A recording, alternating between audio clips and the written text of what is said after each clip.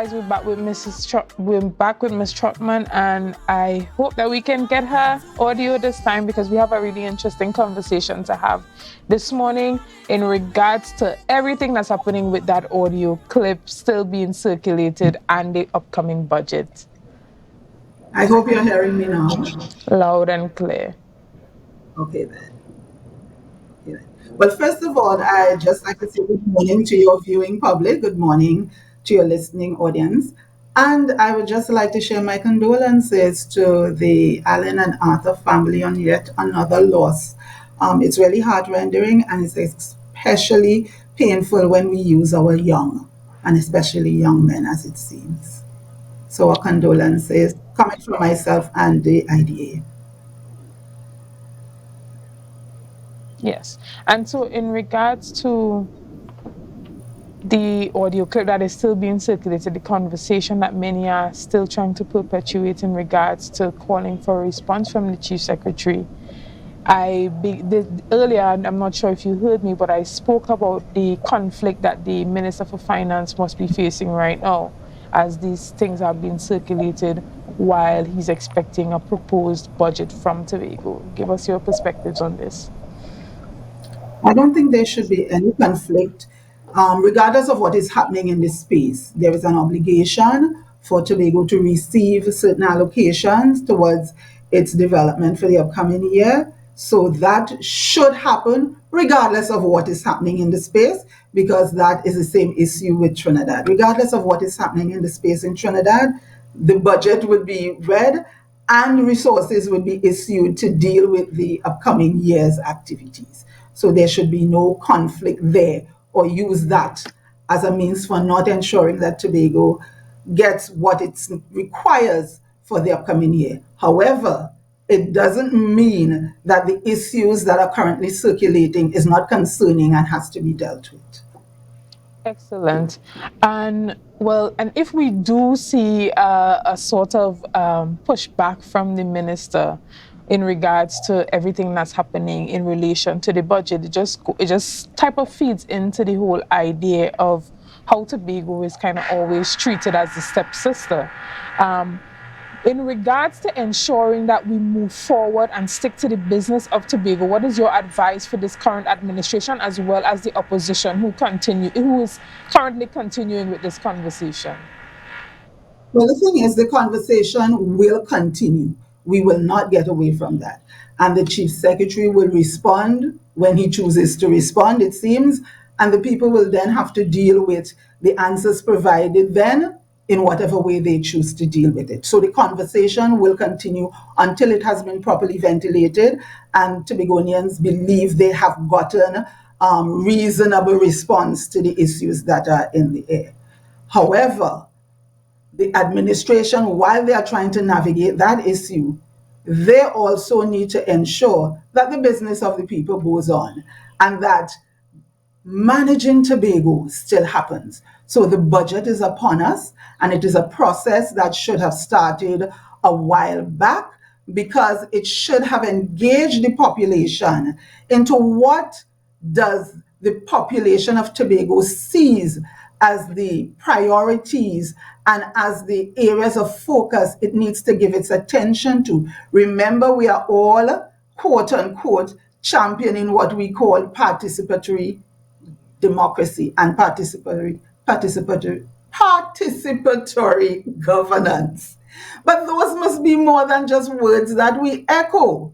So in this budget process, we are supposed to be seeing the involvement of the people of Tobago, for whom we are saying all these efforts and activities are geared towards.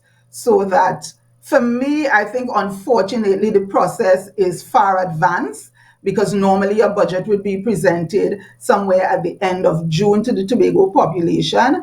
And I am yet to see engagement in any meaningful way with the Tobago population. The methods we used recently in terms of portals that people can drop their ideas or their comments in I believe, falls woefully short of the kind of engagement that we need to see happening if we need to look at the sectors we need to focus on, if we need to focus on community development so that the people we promised we are there to serve, they can feel the impact of what we are doing, but not just feel the impact of what the politicians are doing, but also find a way for expression as to what they see is necessary in their communities as well.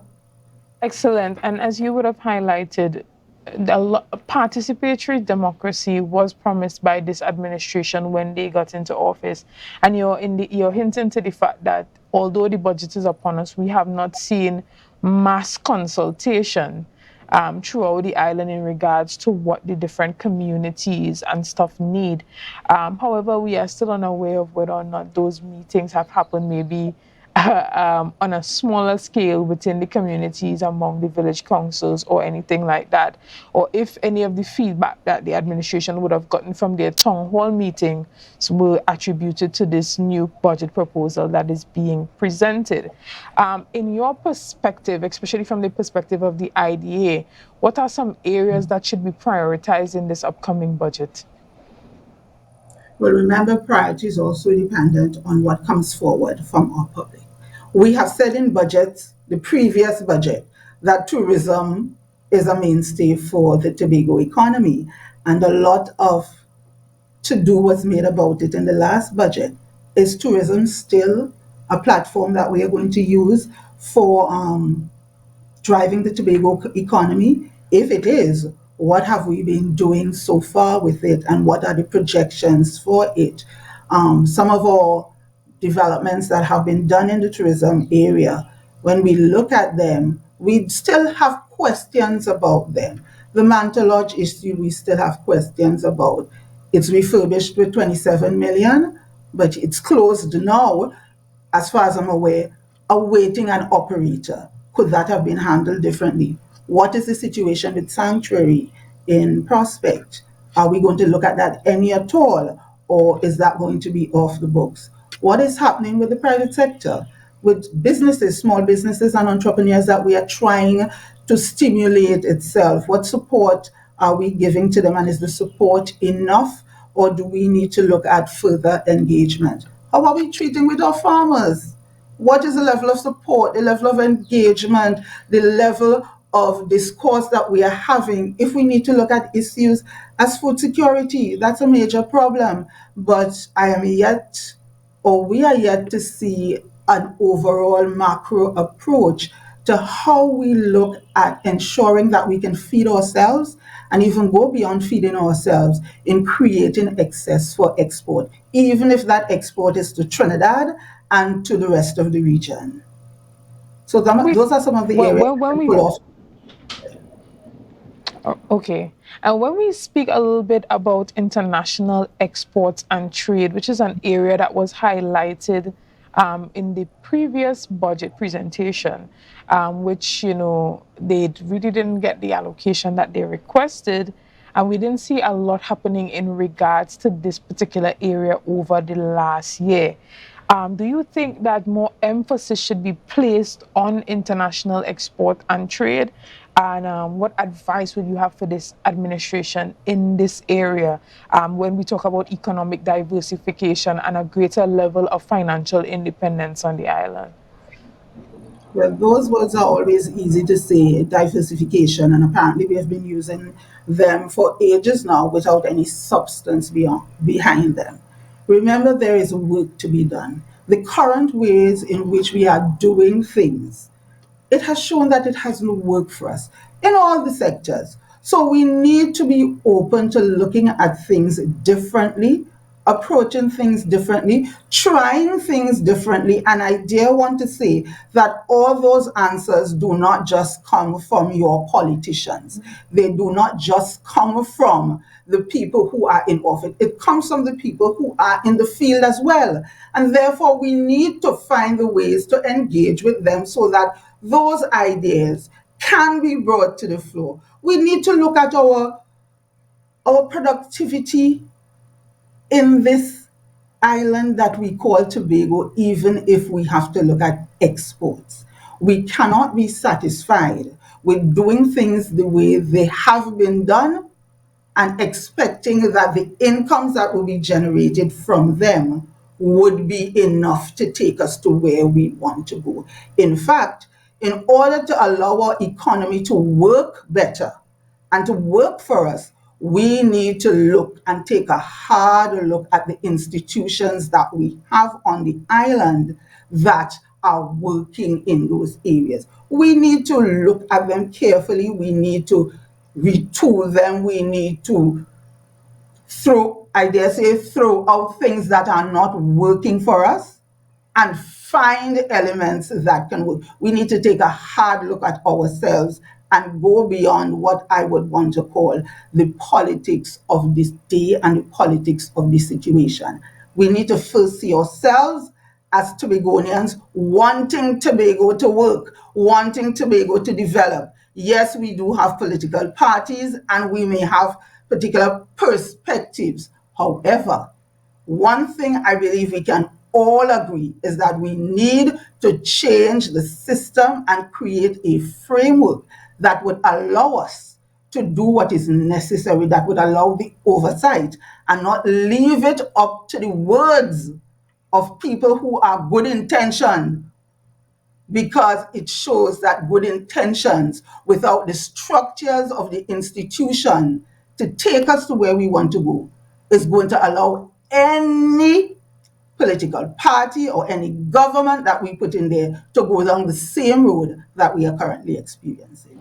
Excellent. And do you agree with the sentiment that the reason why Tobago lacks capacity is often because administrations are focused on utilizing experts that have the same ideology as them, as opposed to bringing together all of Tobago, regardless of their political positions, as you would have indicated previously? If we are able to all come to the table and understand that the bigger picture really is the development and the forward movement of the island, that we can progress in a more speedy manner.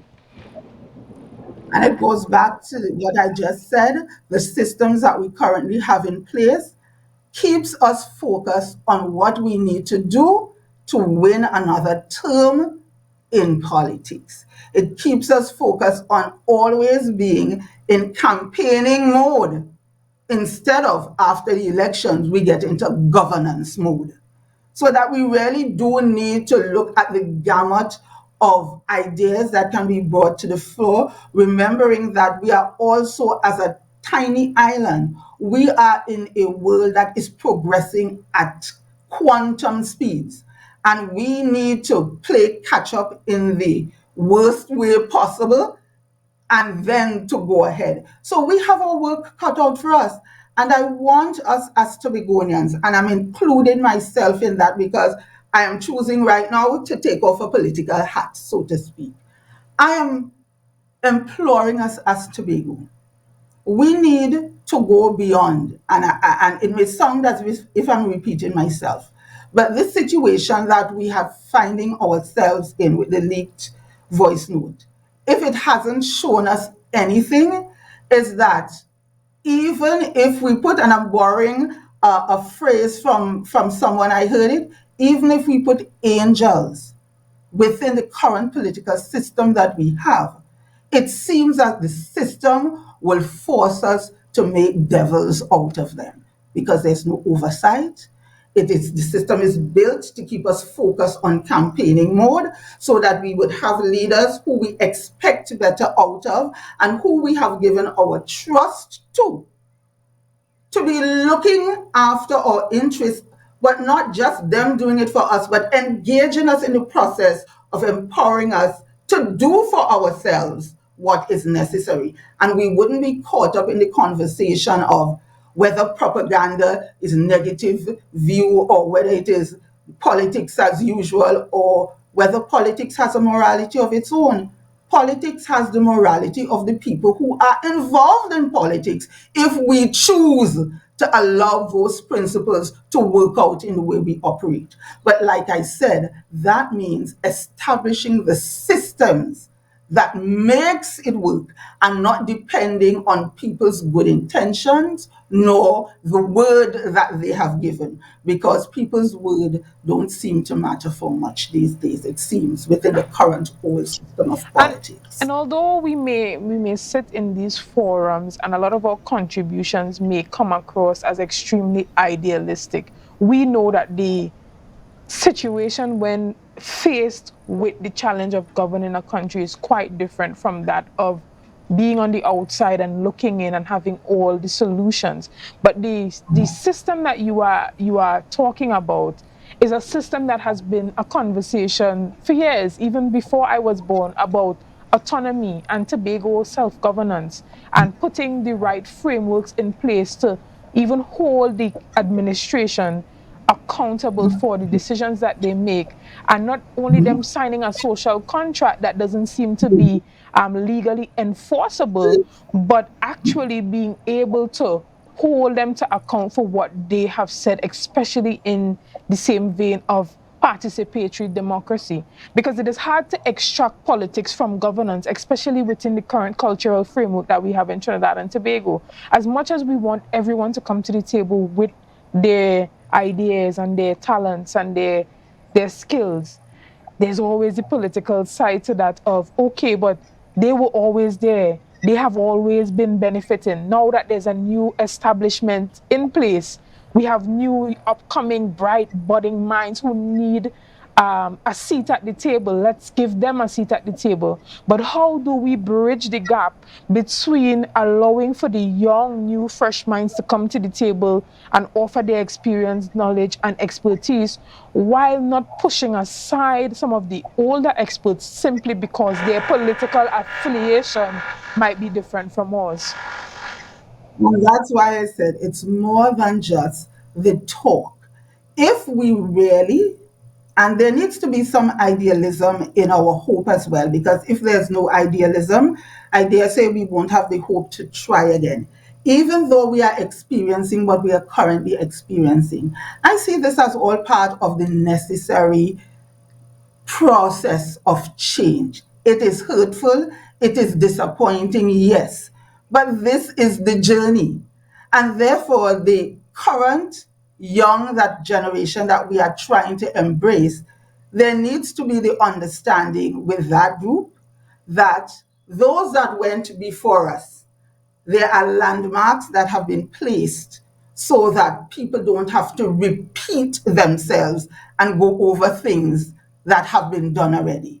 We need to draw from the experience of the past, look at where the present needs to take us, and forge ahead. It is easy to say, I know, and it is easy to espouse sometimes when you're on the outside. But part of the maturity that needs to be with any government administration is that you have to be able to talk with your people. You have to be able to talk with them, not talk to them, nor talk at them. You need to talk with them, communication.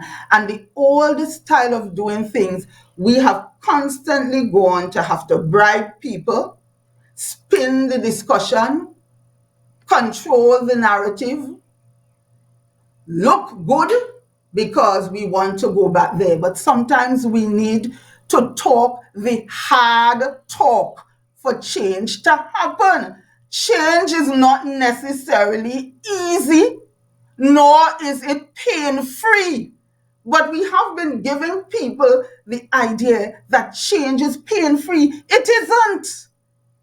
And the quicker we understand that, is the quicker we'll be able to bite the hard decisions that have to be made, regardless of our political affiliation. Because at the end of the day, whoever goes in there must or should, as the ideal is, govern for all and not just for the few or those that support them only. So even from now, we have to start practicing that.